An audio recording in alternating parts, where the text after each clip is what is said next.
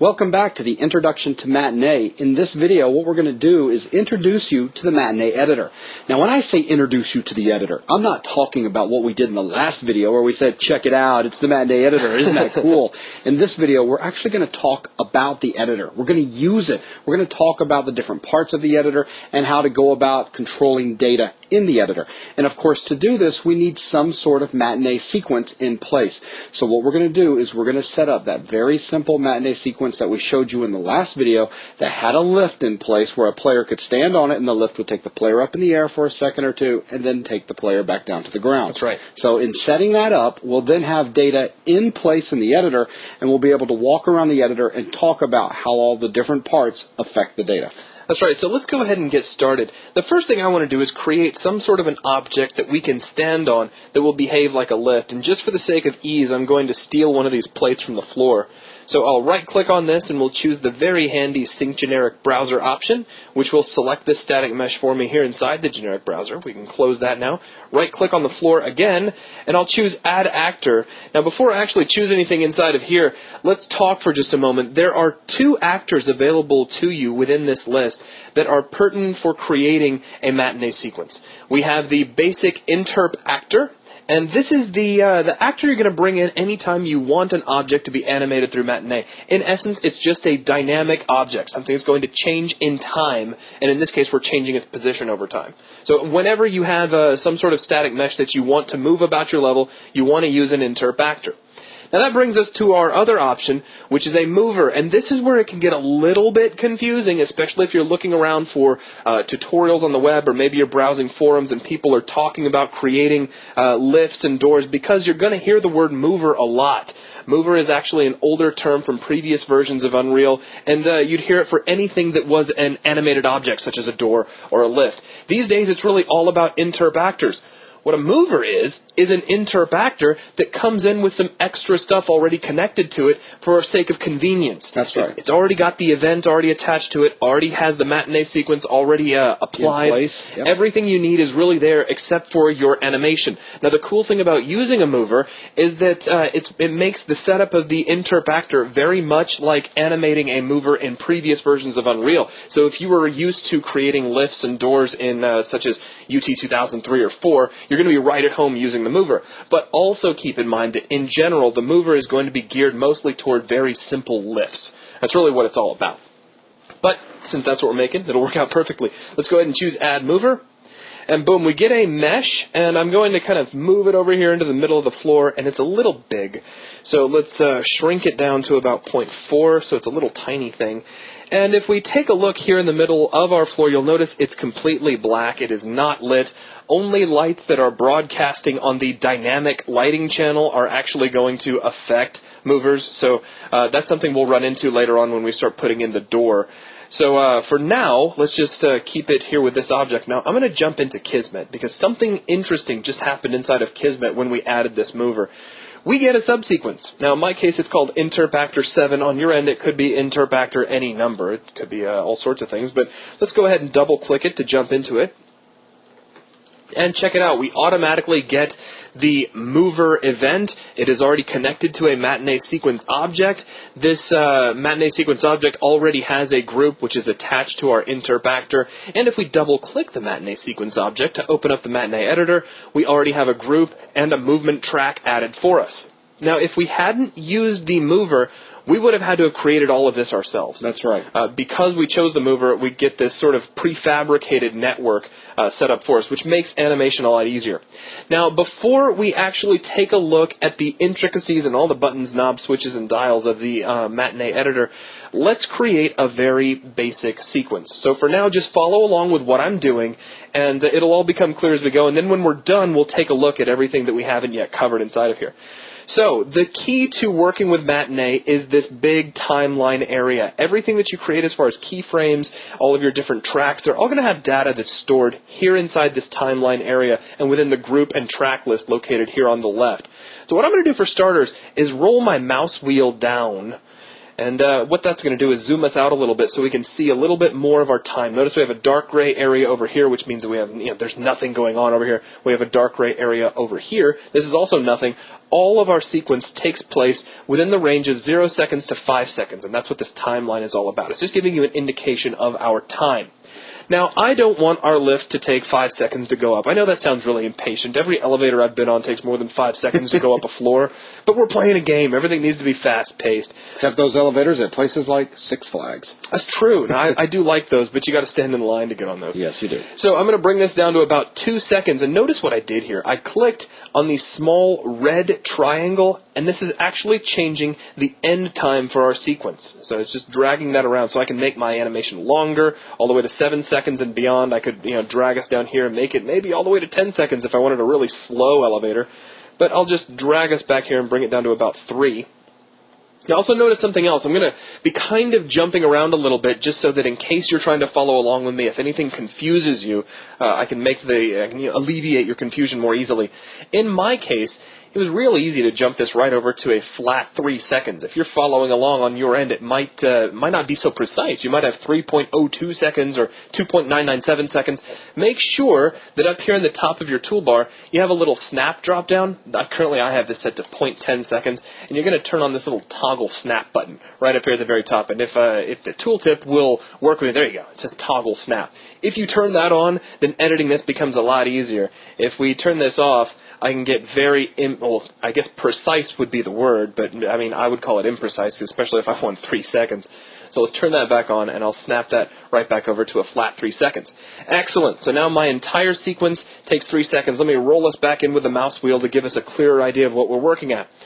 Now, what else do we have here in the timeline? Well, we've got this little green section, and I want you to just kind of take mental note of it, say hi to it. We've got these little tiny green flags that we can use to adjust its size and whatnot, but this is going to be a little bit more important here in a second. I just want you to see it and know that it's there, and it's not like an automatic thing. It is something we can change, and there's a reason for that. All right, let's go ahead and create a very simple animation for our lift.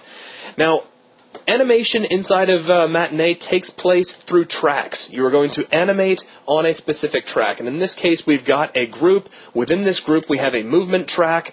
Now, if we take a look here, just kind of to give you a concept of what is actually going on behind the scenes, notice the name of this group is Mover Group. And if I get our Matinee window out of the way, we have a Mover Group input at the bottom of our Matinee sequence object, and that is connected to interp actor 7. So our object is attached into the group, and the group itself has an animated track, which is by that means it's moving our lift around. That's right. And in this particular case, we have only one object tied into the mover group, but we can have multiple objects, and then all of those objects would respect the animation that was then put into the movement track. That's right. And that if that confuses you, don't worry. That's something we're going to be demonstrating a little bit later on in future videos in this series.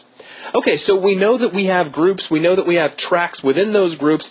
Now what we need are keyframes within those tracks. So it's like this hierarchy of stuff you have to add.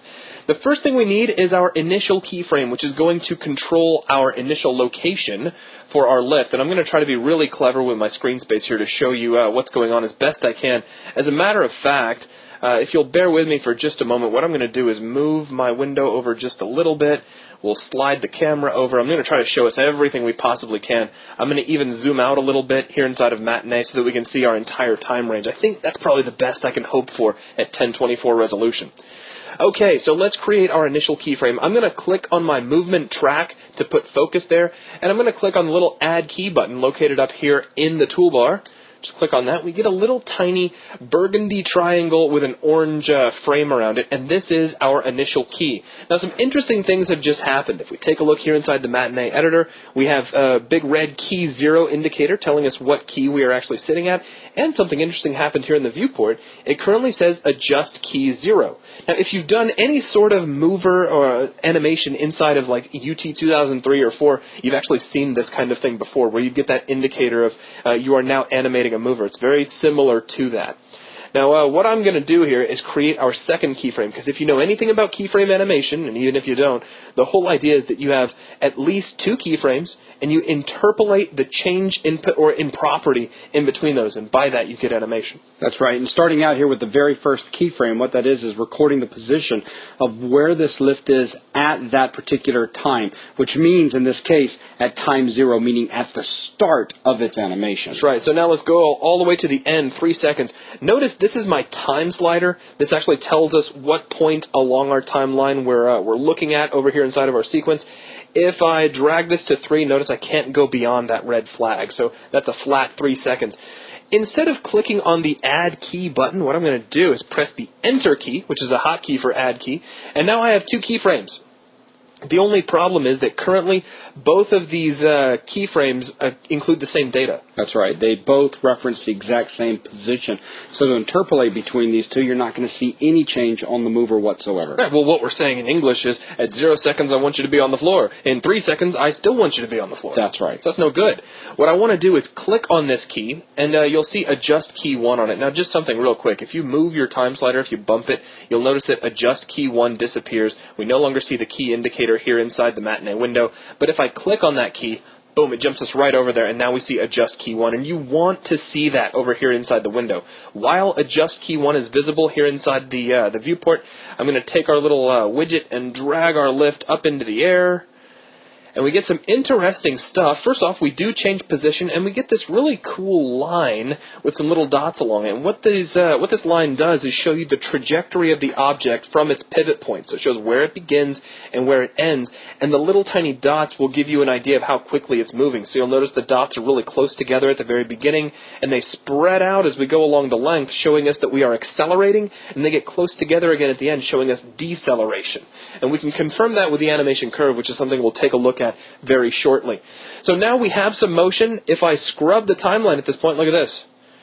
Our mover is actually moving. Hey, so if you play forwards, we interpolate from the ground up, and then with it playing backwards, we interpolate from it being up in the air back down to the floor. I'm really glad you said that.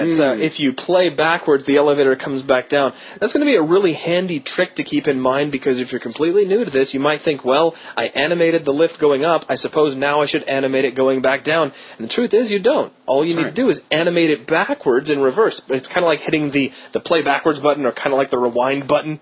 And what that's going to do is make our lift animate backwards back down to the ground. Okay, so with that, let's go ahead and take a look at trying this lift out. We've got all of our key stuff in place. I'll close down the Unreal Matinee editor, and we get a little autosave in there. That was nice. And we will right-click on the floor, and we have a problem. I'm going to warn you ahead of time that we got a problem. Gee, Zach, something tells me it's just not going to work. It's not, and it could be really frustrating if you're completely new to this. So there's our little black plate on the floor. Again, notice it's not being lit because none of the lights in our scene are broadcasting on the dynamic channel. But if I walk over to it, we get nothing. I jump up and down on it, shoot it a couple times. That doesn't help. Nothing seems to be helping. We can't actually make this work. Also notice that our light apparently casts a dynamic light. So for just a second, we can see that plate. So what's going on? What's the problem? When you bring in this interp actor, because again, that's all it is. It said mover, but a mover is an interp actor that's already got a little Matinee network created for it. This interp actor has no collision attributes. So by default, it has no idea that the player's standing on it. In order to fix that, we need to double-click on this interp actor. Let me go ahead and just collapse all of our little menus here. I'm going to expand our collision category, and you'll see collision type. Oh, there you go. Currently set to collide, no collision. Let's go ahead and set this to block all. We'll close this down and right-click on the floor and jump back to play from here. And let's see what we get. Something much better. Whoop. Hey! We go up into the air. That's still kind of slow for a lift. And then we wait, and then we come back down. Oh, we came back down. We did. We came back down. It's clever. Somehow it knew how to play in reverse. That's right. Now, that's all part of the automatic network that came in as part of the mover. And That's right. We can confirm that if we jump back into Kismet and really analyze these connections that came in with our mover event. First off, pawn attach, which basically says, hey, is somebody standing on this thing and thereby attaching themselves to it? If so, hit the play button. Now, then it says open finished. hit reverse. Now, what does that mean? Well, that means we have played all the way through to the end. And take a look. If we select the event, we have stay open time. And look at the tooltip for it. It's great. Let me actually bring it back up so maybe I have time to read it. It's going to say how long the mover should stay open before automatically closing reverse playback. And then it gives you a little idea of how the values actually work on it. So very, very handy feature there. If we wanted to change this to something really short, like maybe 0.5 seconds, we just change the stay open time to half a second. Let's go ahead and minimize Kismet for a second. I'll give this another quick test. Now it should go up, and as soon as it gets up, it's just going to be a very slight pause and go back down. Half a second wait, pause, and then boom. On its way down. Going back down. So there we go. Let's go ahead and get out of there, and we'll jump back into Unreal Kismet. Now, also, we have hit actor set to change direction. That's another very interesting input. Let's go ahead and demonstrate what that means. If we come in and play one more time, I'm going to just run over this to push it up into the air, and then we'll stand right under it. And here it comes. Bump. It detects the player, and then it jumps back up into the air. In fact, let me bring down the console, and we'll do the old behind view 1 bit, and then we can watch this thing come down and just keep hitting the player in the head over and over. Thunk. So there's a quick look at that. Whenever it sees the player, when it comes in contact with something underneath it, it's going to change direction and end up playing back to the other way. So let's open Kismet back up, and let's open up the Matinee editor. And now let's diverge away from actually doing stuff, and let's talk a little bit about the editor and its user interface. Actually, if you don't mind, let's have just a little bit more fun. You said that it takes 3 seconds to get up, 3 seconds to get back down, half a second at the top, a little too long to get up. If we wanted to speed that up, let's edit it real quick. Absolutely. Let's have it take a second and a half to get up. No problem, but you got to think about what it is you're trying to accomplish there. You want the exact same range of motion that you wanted that you had taking place there, but you want it to happen in less time. That's right. In terms of the timeline, that means along a shorter portion of the timeline. Exactly. So that's how you got to translate it in your head. So what I can do is I can select this second keyframe. I can hold down Control, and this is a very common action that you'll find in a lot of the different editors inside of Unreal. If you want to move something, you have to hold Control, because if you're not holding Control, it thinks you want to look around. So we'll hold Control, and we'll drag this key. Now again, as I mentioned earlier, I've got snapping turned on, so I get these nice, precise jumps. We'll drag this down to 1.5 seconds. But that doesn't really do it, because if I play this right now, what's going to happen is our lift is indeed going to go up into the air over a second and a half. But then we're going to get this other 1.5 second pause before Unreal realizes that our animation is over. So in a sense, it's adding a 1.5 second pause to the top of the lift, which we don't want. That's right. So I'm going to take our end time, and we'll drag that. Also notice that's pushing my time slider in, which is kind of convenient. So boom, there we go. It also pushed that second green arrow in. Nothing can go beyond the red flag. So think of it like an extent to your animation. So there you go. We have the exact same motion taking place just over a shorter amount of time. Let me go ahead and zoom us in a little bit so that we're still using as much of the screen as we possibly can. And I'll close Unreal Matinee. We'll close the Kismet editor, and let's test this out. You're going to see that we now get up much faster than we did a second ago. What? And then a little pause. Oh. Very nice, very nice. There you go. So let's go ahead and get out of here, and we'll jump back into Kismet, expand our Interpactor 7, and I'll open up our Matinee window. Okay. So with this, I think we are ready to take a look at the user interface. Anything else you want to squeeze in real quick? No, not really. Okay, we can do some stuff after we're done with it. Yes, we can. We shall be having fun with curves in just a minute. Yes, we got to eat your vegetables, and then we'll get back to our dessert after that. So at the very top of the Matinee window, we have a menu bar, which contains the file menu with import and export. And what you are importing will be collada files. In specifics, this is intended for bringing in camera animation from such programs as 3ds Max. So if you've already created a very cool cinematic sequence, say over in Max with animated characters and whatnot, this can be a very handy feature to help you bring that animated camera information in so that you can use it inside of Unreal. So that you don't have to go through trying to create the exact camera animation inside of Unreal itself. That's right. Now, moving over from here, we have the Edit menu, which has a whole lot of stuff in it. First off, it has Undo and Redo, two very important features that I use very regularly. Down from here, we have... okay, I'm going to try to generalize this section, and then we'll talk about what it does. This section has some commands that you can perform with this little green section in mind, if I can get my cursor right on that and drag it around. So you'll notice these two little green arrows are controlling the overall size of this section. And a lot of these commands have to do with this. This is actually called several things. Strangely enough, it's not really consistent how it's named inside the editor. It is, I think, overall it's called the loop section, but you'll hear it referred to as the section. You'll see it referred to as the sequence. It all means the same thing. It's this area of green stuff. So if we come over here, we have insert space at current. And what that's going to do is allow us to insert some more time at our timeline. So like if we're right here, maybe we got a lot of keyframes in here. We want to push all of our keyframes to the right over so that we can get some more space. We can do that by going to Edit, Insert Space at Current, and it says, well, how much time would you like to insert? Maybe a second. Now, this is not something that we'd really need to worry about in the case of a lift, but if we had a much more complex animation, say some sort of camera animation, and we're thinking, you know, I need an extra second of time in here to work in some more keyframes, well, that's how you can do it. You can insert it, and it'll push everything over for you. Down from here, we have stretch section. Now, here we go. We're working with that section directly. Any keyframes that we have in here will be stretched out. Now, I guess it'd probably be prudent for me to add some keyframes to this point. So let's go ahead, and I'm just going to press Enter. Oh, we have no track selected, so that's a nice warning. It just says, hey, you need to select a track before you can add a keyframe. Let's do it. We'll select the movement track, and I'm just going to press Enter and Enter. Now, these keyframes aren't doing anything particular. They're just here for sake of example. So notice, though, that they are within the section loop, the little green area. Let's also make one that's not inside of that, just for sake of argument.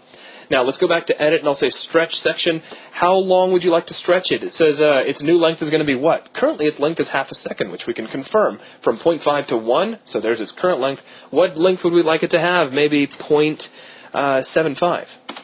And it stretches everything out. Also notice it has pushed out the overall length of our animation to accommodate that. So this is like keyframe scaling if you're familiar with the process. Let's go ahead and bring our overall time back down to 1.5 seconds. Now down from here we have delete section. So any keys that fall within our section will get nuked, and something else interesting will happen. Boom, it's shortened out our entire animation. In this case that's a problem because it leaves a little floating keyframe out here. Actually that keyframe was floating out there right after you did that last operation, but the nice thing is it just pulled that keyframe back, so now if you scale up to 1, dink, back, oh, 1.5, okay. Right, and then all we need to do is just move it. Yeah, just move this keyframe back over to 1.5. Yeah. So there's just a quick look at that. What you're doing is you're chopping out whatever was inside the section, and you're bringing the remainder back over and slamming it up against the new hole. So you're making sure there's no holes in your animation. Let's go back over here, and we have select keys in section. So let me take this little key, and I'm just going to move it over here into the section, and then we'll deselect it. So if I go select keys in section, boom, he gets selected. Any other keys that were also in this section would get selected. For now, though, I'm just going to delete him out. So I just selected the key and pressed the delete key. Down from here, we have duplicate selected keys. I guess I should make some more keys for us to play with. So let's go ahead and I'll just grab my movement track. We'll press Enter and Enter. So there's a couple of keys. This also allows me to show you just kind of one thing off to the side. If I hold down Control and select two keys at once, we get the space in between them and the overall amount of time that takes place in between them. Very, very handy. I actually, as I'm using Matinee, I thought to myself, you know, I wish Maya had that. But anyways, so let's move on from here. We have duplicate selected keys. Notice these two keys are selected, and boom, we get a duplicate of them. Also slightly offset so we can see where the duplicates are, so we can move those over if we wanted to. I'm just going to go ahead and delete them out. And back under Edit, we have Save as Path Building Positions. Now, this is something that I had to kind of discuss conceptually for just a minute, so bear with me. If you are familiar, or even if you're not familiar, with animating bots around your levels inside of Unreal, it requires the use of path nodes. And these path nodes are like little indicators that tell your bots where they can and can't go within reason. There's a catch to that where doors come into play. If you have a door that's closed, then the system that builds these paths that go between your nodes looks at that door like a wall, and you can't get through it. And this is where the Save as Path Building Positions and Jump to Path Building Positions comes in really, really handy, because you can take the door and go to the part of your animated sequence where the door is open, and you can save that point out as a path building position. That way when you're building paths, the door will automatically open and paths can be built through the door. And then for some reason, if you just need to double check that, you can jump to the path building position and double check, hey, is my door actually open, or is this going to be a problem for building those path nodes? So just, stuff to keep in mind. Not something I can readily demonstrate here, but that should be enough for you to understand what it does. Next, we have bind editor hotkeys. If you hit this, you get a list of all the hotkeys that are available inside of Matinee. Very handy. So there's a big long list of them, and you can rebind them to anything you want. I still don't know them all, which is interesting for me because I love hotkeys. Now down from here we have the curve editor hotkeys as well. So there's some cool stuff there. And again, you can rebind all those if you need to. You can save these out as different configurations and then load up configurations. So maybe you bring your favorite key configuration over on a flash drive. You can load it in here. And then, of course, reset to defaults if you've gone through and messed some stuff up. So let's go ahead and close that out. And moving over from here, we have the View menu. This starts off with Hide 3D Tracks. And honestly, the very first time I ever saw this in Matinee, I had no idea what this did for a very long time. But what this does, you see this little three-dimensional path? If we come back over here and choose Hide 3D Tracks, that goes away. And at the time when I was trying to figure out what this menu option did the first time I ever looked at this, my camera was looking away for some reason, and I just didn't notice it. So that's all it does. It just gets rid of that trajectory. We have Zoom to Scrub Position. I like leaving this on. Some people don't agree with me because I think if this is off, your zoom gets a little arbitrary. But if we turn it off and I put the, maybe just right about here in the center of my screen, I just zoom into whatever I'm looking at.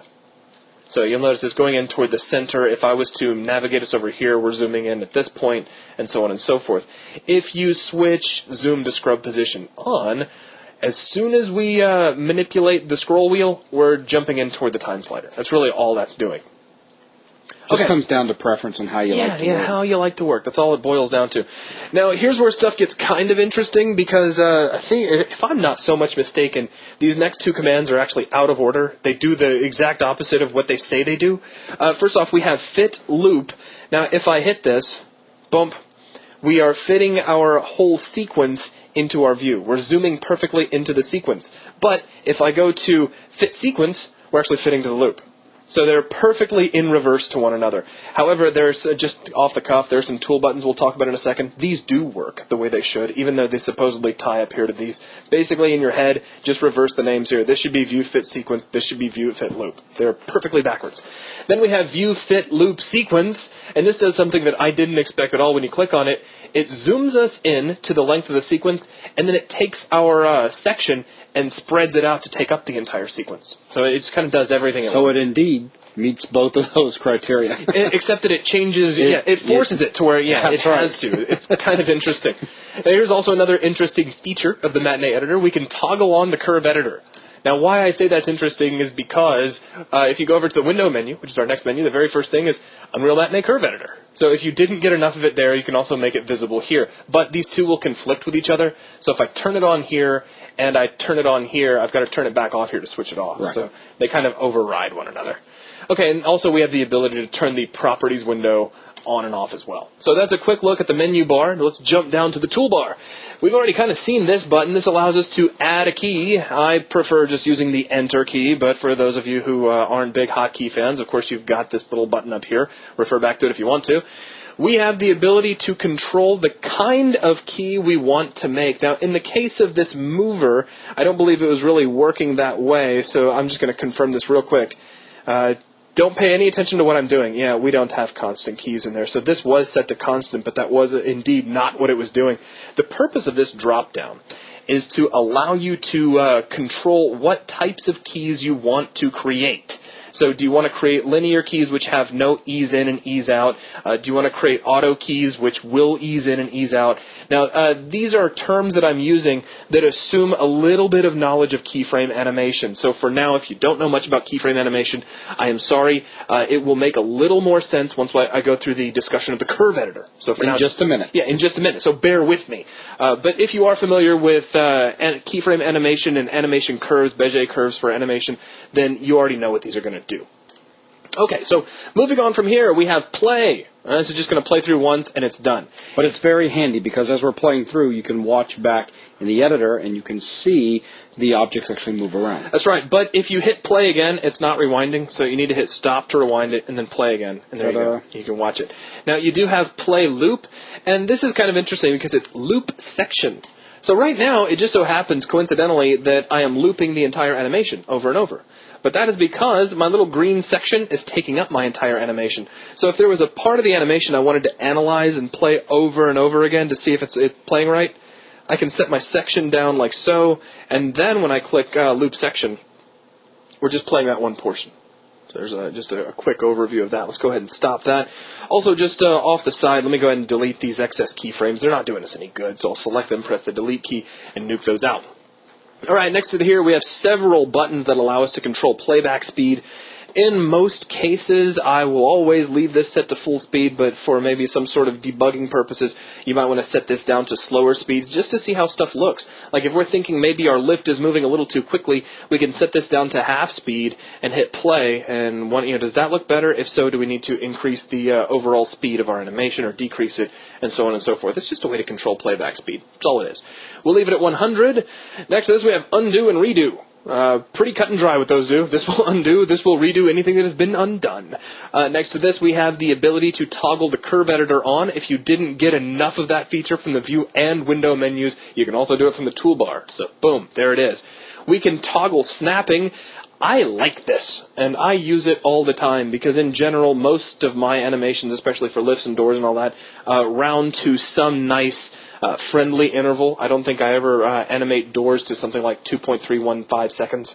So if you need those nice big round figures, just snap to anything you like. Next to this, you have a snap list, and this is great. I love the tooltip for this. Selects the timeline granularity that keys will be snapped, and that's exactly what it does. It's just put so well. You have frames per second you can select. You can snap directly to keys, and really, in general, what I use is the percentages of a second. It just seems to me that's the most convenient way to work. Now over here we have the view fit loop, and view fit loop sequence buttons. Now these actually work the way you'd think they should. If we click on view fit sequence, boom, the sequence jumps into our view. If we do view fit loop, we snap into the actual loop section, and then if we do view fit loop sequence, boom, we get exactly what we had before, which is that the loop is stretched out to the whole of our sequence, and we zoom into the whole thing. So there you go. There's the toolbar. Now moving down from here, I'm going to start off on the left-hand side. We have the group track list. That is what this is called, and that's exactly what it does. It contains groups, and it contains tracks. Now, a quick word about that. A group can contain multiple tracks, and in many cases it will contain multiple tracks, and we'll get to see more of that as we progress through these videos. Up above our list of groups and tracks are some filters that we can add in to help us select certain things. So any cameras we have, and currently we have none, so everything kind of disappears, or skeletal meshes we can make appear just by clicking on these buttons. Another thing, though, I did want to kind of bring up before I forget, because I will forget if I'm not careful, is if you right-click here in the group track list, you have your creation section where you can create an empty group, you can create a camera group, a particle group, and we'll talk a little bit more about these as we go through these videos. But I did want to mention this, and it's the ability to add a new folder. If I add a folder, it's going to ask for a folder name, and let's call this the lift folder. And this is just an organizational system. The folder itself doesn't really do anything. It's just there to contain groups. And to move groups into it, you have two options.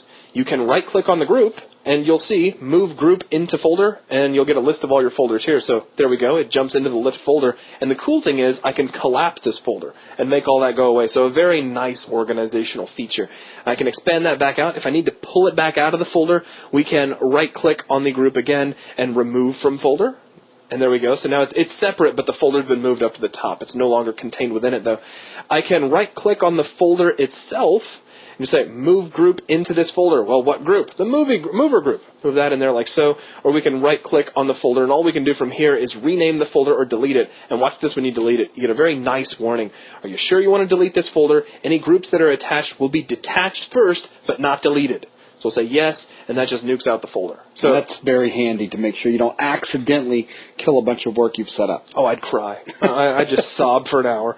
So very nice feature. If you get into a single matinee sequence that has a whole lot of different things animated doing different stuff, you might want to really consider keeping things sorted into folders just to keep your head straight.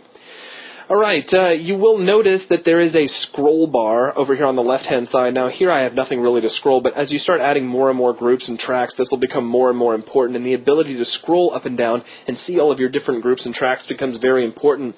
One more thing I want to bring up while we're in here, and we will see this in a future video, but I want to make sure you're exposed to it right away, is there is a very specific kind of group you can add called a director group, and this has to do with working with the camera. Think of it, what does a film director do on the set of a movie? He's all about the shot. He's all about what the cameras are going to be doing. That's why he's there, and that's why the director group is here as well.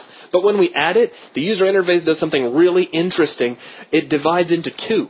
And all of our director group stuff is placed on top, and all of our other groups, basically any other groups that have nothing to do with the cameras, are placed down here below, and each one of these has their own scrollability. I just wanted to make sure you saw that. All right, so moving, let's just jump over to the right. We have the main timeline, and you've already been looking at this. This shows us all of our track information, all of the keyframes that are within our tracks. Notice that keyframes will generally appear as a little burgundy triangle that gets a nice orange highlight when selected.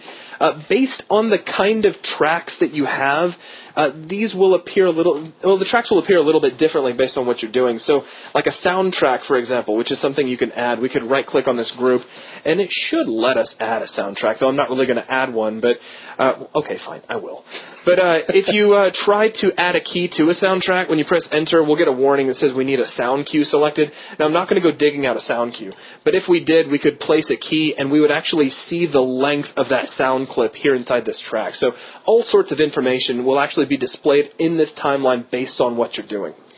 Okay, so moving down from there, we have the time indicator. This tells you where your time slider is along your entire duration and the length of the duration, which in this case is 1.5 seconds, and we are at 0.198 seconds. So as we slide around, we can see that update. If we were to take our overall duration and change it, you can see the number on the right also update as well. And again, we're snapping to keep things nice and clean. Okay, and to the right of this, we have the main timeline and the range slider. Now, if we drag on the timeline, what we're doing is we're moving that time slider. That's really all we're doing. But this little white guy down here underneath, this gives us an overall range slider that we can drag back and forth to get some panning action. And just kind of an interesting thing, if you drag it just off the screen and hold it there, you'll truck along. So if I drag it over here and hold it, we truck back. Also notice if you zoom out, this guy gets really, really big, and if you zoom really, really close in, he gets really, really small. So it's kind of like a percentage slider to show you where you are along the timeline. Very easy way to navigate, though in general, just me personally, I don't think I ever really use them. In most cases, I will just click and drag here inside the main timeline, not down here, but up here in the green area, and just move around that way. That's just personal preference. Now down from here, we have the properties area. This will change based on what type of track you have selected. Notice for movement, we have all sorts of interesting stuff. We have angle, curve, tension, hide the 3D track, which, by the way, we had that option available up here inside view. We had hide 3D tracks. If you set it up here, it sets it for all different groups that are part of this matinee sequence. But if you want to change that on a track-by-track basis, we can turn it off just for this movement track. And if we had any other movement tracks in here, we'd still see their trajectory. So it's just a way to switch those on and off. Show arrow at keys, and a whole bunch of little things, and most of them will tell you either just by name or by the very handy tooltip what's going on here. So that is a quick look at the Matinee user interface. Minus the curve editor, which we're going to play with now. Oh, yeah, I forgot. Yeah, let's jump in there. Do you know why I forgot? Why'd you forget? Because it's not there. I mean, you don't see it. Out of sight, completely out of mind. It was there a minute ago. You brought it up, didn't you? Quickly hid it away. Let me do this. We're going to take our director group, and I'm going to delete it out. Goodbye. And that's going to set us back to just a basic list of groups. Okay. I'm also not going to be using this soundtrack, so let's delete that. So we're just killing out things we're not using. Also, I'm going to click this little box, which will become pertinent here in just a moment, and let's bring up the toggle curve editor. So when you first bring this up, it's going to be empty. So what we're going to do now, Zach, is we're going to throttle back just a little bit. Sure. For people out there that are completely new to working with keyframe animation. Oh, do we have to? Yes, we have to. Okay. So what is keyframe animation? Well, we hinted to it already. Keyframe animation is basically us storing a particular value for a property. In our particular case, we're dealing with a location for our little plate that we're using as our mover, our lift. We're storing that information at a particular spot in time. And the way we deal with time in Unreal is the time from which the sequence is fired off. So we store that first keyframe at 0.00, meaning the instant that the sequence is fired, this first key holds where it should be, which is, well, on the ground. And then we interpolate, meaning that the value of that position changes as it reaches the position that's stored in the next keyframe, which in our particular case here is stored at 1.5 seconds after the sequence is fired off. So the lift will interpolate up to that position, which is up in the air where we placed it. But now, let's take a look at how we can control that interpolation. What takes place between the keyframes? I'm going to play good cop, bad cop, because that was like the really technical explanation. So here's the really general explanation. We said when the animation starts, be on the floor. 1.5 seconds later, be in the air. That's right. And the computer does all the work in between, and that work is called interpolation. And we can control that. That's right. More importantly, that interpolation can be represented via a curve. So let's take a look at that. Now, in order to actually use the curve editor, you need to send some sort of animation curve up to it. So here I have a movement track, which indeed does have an animation on it. We've confirmed that. And I have this little tiny black box, and if I click on it, it's going to send this curve up. And boom, this guy comes to life and gets some interesting stuff in it. To make this a little easier to see, let's go ahead and hide out our properties pane at the bottom. Okay, I'll just click on the little close box, and then we'll stretch this guy out just a little bit. So I think we're making the most of our user interface at this point. Now, here's the thing. We can't really see too much of what's going on here. We need to kind of stretch things out. And we have the ability to fit our animation curves into our view. And, we can do that manually, but it's so much fun to do it automatically. So let's click horizontally and click vertically. And, ooh, we get this stuff that looks like we're back in algebra class or even calculus class. And actually, believe it or not, it is more akin to calculus. But it's very simple what's going on here.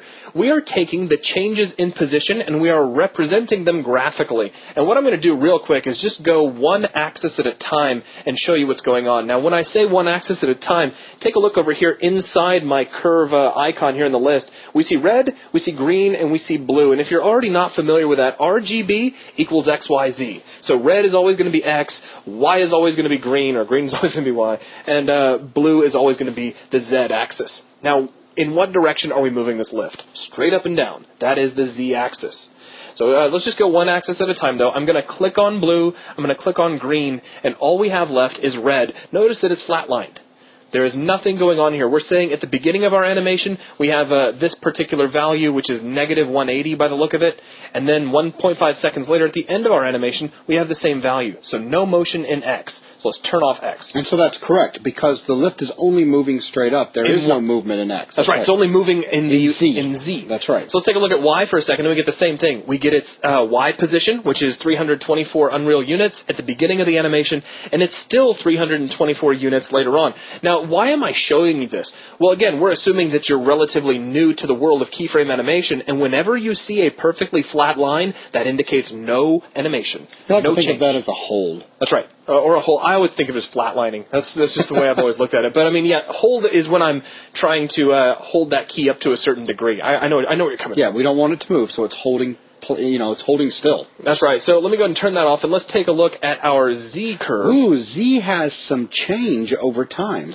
And we can see that at the beginning of the animation, we are at a value of negative 248, and 1.5 seconds later, and we can't really see that, so I'm going to navigate our window over just by left-clicking and dragging, we are now at a value of 116 Unreal units. But take a look at what happened in between. We get this nice fluid curve, and this curve is what the Unreal Engine is using to get that change to occur over time. Right, that curve is what's driving the actual change of the Z position on our plate. Now, if you remember way back to when we first saw that 3D track that showed what our lift was doing, you'll saw, it kind of had those dots on it, which I said showed that it was speeding up and more slowing dots back down. Pushed together at the beginning, at the end, and they were more spaced apart. There you go. So the dots are really close together, then they space apart, and then they go back together again. And I told you that that indicates that we are accelerating and then decelerating. That's also reflected here in the curve. If you graph this out with change over time, we start off at this particular value, and after, let's say, well, I guess if this is 0.5 seconds, this would be about 0.1. After about 0.1, we haven't really changed much. Right. But 0.1 seconds later, we've got a lot more change, and 0.1 after that, a lot more change. So our curve is getting steeper. Steeper curves mean faster motion. So we are accelerating. We reach about a constant rate in between about 0.5 and 1. Not much change taking place there. Kind of a constant rate of motion. Yeah, there's change taking place, but the slope is not changing. It's just not much. Yeah, there's change of value. That's right. But not change of rate. That's right. We are not really accelerating very much, nor are we decelerating very much. Now, after we get past 1 second, our slope begins to change. It starts to flatten back out. Now, remember earlier I said that flat lines equal no animation. So what we're doing here is we're decelerating back down to our actual value. And we can see that in the motion of our lift. If we go ahead and play the loop, you can actually, if you look closely, you can see it speeds up and then it slows back down right before it gets to the top. So that's a quick look at how curves are automatically created. Now the cool thing is that we can control these curves. This is not hard locked down. We have all sorts of ability to change the shape of this curve, and by doing that, to change the nature of our animation. So in this case, I'm just going to leave our Z curve visible. We don't really need to see X or Y. And let's jump over from here. If I select one of these curves, which actually, I guess before we go any further, I should talk about navigating this window. I know I'm trying not to jump around too much. Excuse me. If I left click and drag, as you've already seen, we can navigate around this window. If I right click, I get nothing. So really, all you're doing here is just moving around. If you need to zoom in and out, in general, I use the scroll wheel. But notice here, we're in pan mode. We can jump over to zoom mode, and if I use this, I can zoom just vertically with the left mouse button, and I can zoom just horizontally with the right mouse button. Now this is great if you need to change the scope of your graph in one dimension or another. You're not really changing the shape of this curve, you're just changing how it is visually represented to you. And often that's very important to give you a better perspective of what is taking place with change. That's right. And don't forget, at any point you can just fit these right to your screen. So fit horizontally, fit vertically, and still get a nice look at that curve. So let's go ahead and jump back over to pan mode, because if I don't, I will accidentally nudge this and zoom things. And if I select one of these keys just by clicking on it, so you can see a selection, we get a little bit of a little white bar here. I'll talk about that here in just a second. Let me get done talking about selection. I can hold down Control and I can select multiple keyframes or keys at once. I can hold Control and Alt and I can marquee select. So if I want to select them all at the same time, there we go. So there's a quick look at selection. But while these keys are selected, I get a whole bunch of buttons that come to life, and these allow us to control what types of keys we want to use. Now, what does that mean? I mean, how do keys have different types? Well, these different types of keys control the type of interpolation you get from one key to the next. By default, you have an automatic key. That means that Unreal will control it, and it's going to keep things very flat. That's where you'll get this sort of accelerate out and decelerate as you come in kind of look. Ease in and ease out. Ease in and ease out, exactly right. I have the ability to switch these over to user curves, and it looks like nothing happens. But when you're in a user curve, you suddenly have the ability, if I just select this key by itself, to take this little handle and change it. And notice what that handle actually is representing. It's representing the direction that the curve is taking as it leaves that key.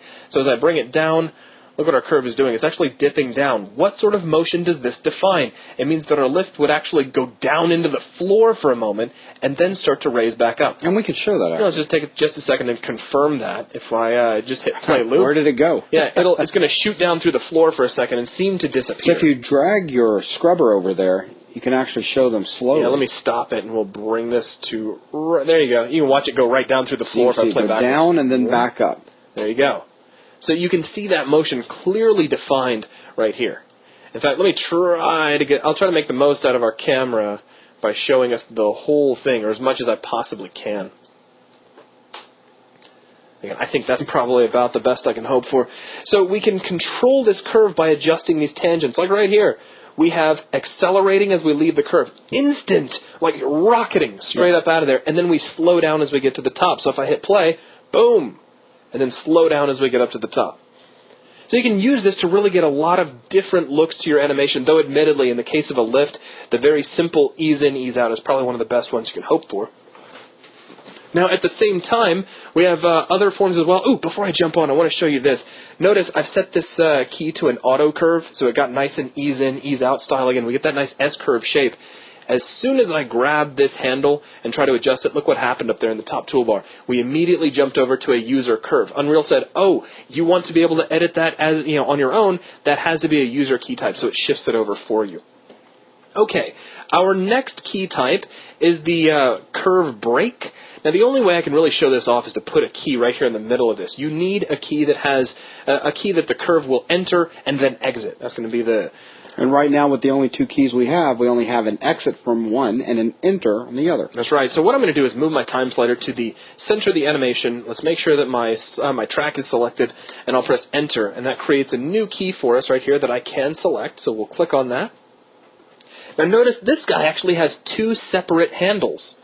And as I move one around, the other one comes with it. And we can start to get some really funky looks to the curve. Oh, yeah, leave it like that. Because that'll demonstrate going up and above, then slowing down and going back, then slowing down, then going back up to the top. That's right. So notice the timeline just moves forward. We go up into the air, we level off, we come back down, we level off, and we go up into the air. Okay, I can't help it. We got to show this. Yeah, okay, just here's a quick note, too. If you try to play in the editor, Matinee must close. So you'll click yes, and this, okay, it's pre-caching. Let's give it a second to go ahead and do that. We must have done something important. Yeah, what do you know? There we go. Now, this is actually what I wanted to show. If Matinee is open, in a lot of cases, the play-in editor will immediately go away. So let's go ahead and try this out again. So, boom. There we go. So it's loading up. Here we are. Now, if we stand on this, this is great. Up, down, up. Down, up, down. So it's like the kookiest lift in the world, if you just really want to irritate your players for some reason. All right, let's go back into... That really does help demonstrate by adjusting these tangent handles on these keyframes what's taking place, how it's affecting change of that object over time. Oh, really? Definitely, driving home that kind of control that you can really get out of this. Now, with that in mind, let's move on to the rest of the lecture. We have the curve break key type. And if I activate this for this particular key, I can now take these handles and put them in two different directions. And now we can do some breakneck stuff. Oh, yeah, this is really cool. I mean, in general, this would throw you off. It'd be like a bucking plate. So it'd take you up into the air. It's going to immediately change direction. Yeah, very abrupt. In fact, let me go ahead and just play the loop. Boom. Oh. It's almost like it hits something right there, like a bounce. Very nice. And then it continues up. And I could demonstrate that one, too, in the game, but we won't. It was so much fun, though. So if we want to put that back together, of course, we can set this back over to auto tangents. There's another way to realign those as well, but I'll actually show that here in just a minute. Now, from here we have linear. And really to show this off, what I need to do is start off by having this guy kind of flatten back out. So you'll notice just from the middle key to the end key, we've got this, again, ease out and ease back in style look. What I'm going to do is select this key and our end key by holding control, and I'm going to set them both to linear because this will really help drive the point home. Boom. We get a linear line, a straight line in between the 2 points. And in general, whenever you see, actually, there's no in general to it, I'm sorry. Whenever you see this inside of keyframe animation, it means animation that takes place at a constant rate of motion. It is neither accelerating nor is it decelerating. From start to the ending point, constant. That's right. So from here and then when you say constant, you just confuse people because we have the constant key type, and this is in a lot of different animation packages. This has different names. I've heard it called hold keys before. Step tangents. So let's go ahead and just activate this on both of these keys and check out what we get. It is constant. It's going to hold the value constant. There is no change at all. And then there is an immediate change. Yeah, now let's watch this. This one's great. So it goes up into the air, holds, and then snap. You don't even see it because it takes place at the very end. It's there for one frame. Yeah, so here's what I'm going to do. We're going to... we can go in-game for that one for an instant snap if you want to close that out. Oh, actually, it's just going to look like a jitter on the screen. Well... Because we're going to pop in the beginning right down to the very end. And we're not going to get a small hold at the top? Oh, we will. Okay, yeah, our closing time? Okay. Yeah, we can do that. Let's go ahead and let me close Matinee first. And then what I'll do is I'll show you the actual blink that we can visualize. We'll turn our lift into like a simple teleporter. So here we go. Well, Partially, hold, and then, instant snap. Yeah, funny little jitter on the screen, and then we pop back down. Yeah, we've got our time at the top at like 0.5 seconds, so we set up there for half a second. All right, so let's jump back into Matinee. Now, here's what I'm going to do. We're going to take this key for just a moment. I'm going to delete it. I'll probably end up recreating it later. But let's zoom out. I'm going to take both of our keys, and I probably need a key right here that I can hold to. So bear with me while I set up a quick animation. We're going to grab our movement track, and I'll press Enter. But check this out. I'm going to move this key upwards. Now, what does this actually mean? I am increasing the value of this key. So we are moving up to our full height here earlier on in the animation. Again, we have time and we have value, so I'm just changing the value. So let me grab all of our keys at once with a marquee selection, and I'll set them all over to constant. Now this is where stuff gets fun, so let's close this out. We'll close this, oh, sorry, wrong button. Okay, and let's play from here, and I'll just show you what this does. Bink! It's almost like a teleporter. Yep. The other step was there. I don't know if you noticed. It was just a very quick. It was just a little baby step right at the very, very top. And let's take a quick look at our curve and just show you exactly what's going on here. So we're holding for a few seconds. We're immediately jumping to our new location. We're holding that, and there's a little tiny baby jump right there at the very end. And then we're snapping back down to the bottom. So the constant key type is great for those situations where you need a blink-style animation. And it's something that we will be using a little bit later. So let's go ahead for now, and let's delete out this central key. And we'll take our remaining keys, and we'll put those back over to auto tangents. Now, I'm going to actually put that key in the middle once again now that things are a little bit cleared up. So let's select our movement track and press Enter. And what I wanted to show you was that if I set this middle key over to break tangents, and we do some cool stuff with it, like maybe do some really wicked shape like that, this allows me to show the other two buttons. We can flatten the tangents to the axis, which we can do with really anything. Which will give us a nice ease in and an ease out of that particular keyframe. Or we can straighten them back out. So if you have made them broken, you can straighten them back out, and there you go. So that's just a quick look at those two buttons. Now over from here, we have the Create Curve tab system, and this allows you to create various tabs full of curves that you're going to be using a lot. So you can keep them organized. Right. Now, the best way to show this off, first off, let me get rid of this extra keyframe here. We don't really need it anymore, and I want my lift to go back to some semblance of normality. What I'm going to do is remove this curve from our curve editor.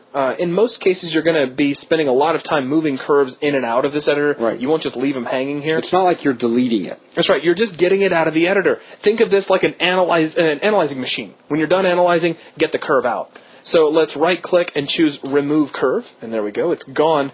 Now what I'm going to do is create a new tab. So Create Curve tab. We'll call this the Lift Curves. Or lift curve, singular. We could do plural or singular, whichever. And now that we're in the lift curve tab, I can re-add this to the curve editor. So there's all of our curves. And now I have default, which is still empty. And then I have my lift curves in here. So it's a great way to use this as an organization system. So I can go refit those, and we can see all of our curves. So I could go through and add my lift curves. I could have another group for maybe door curves, and just go down through that list and change them all around. Yeah, it's very handy for organization once again. If at some point you decide you don't need those tabs anymore, you can go ahead and just click on the Delete Curve tab button, and that'll nuke that out, but it won't allow you to delete the default tab.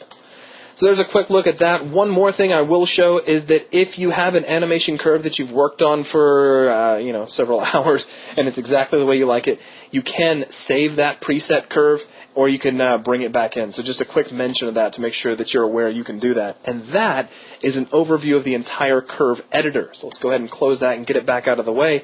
And really, I think with that, we have covered a very thorough intro to the Matinee editor and all the things it can do.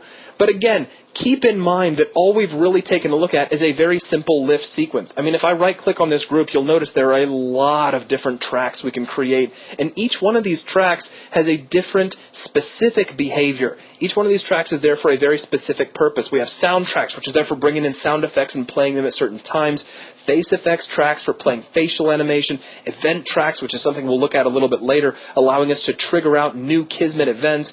We have all sorts of different tracks, each one playing a separate role. And again, we're not trying to show you each and every one in this video. We're more just trying to introduce you to Matinee, but I do want you to be aware that those are there. And that is going to wrap things up for this video.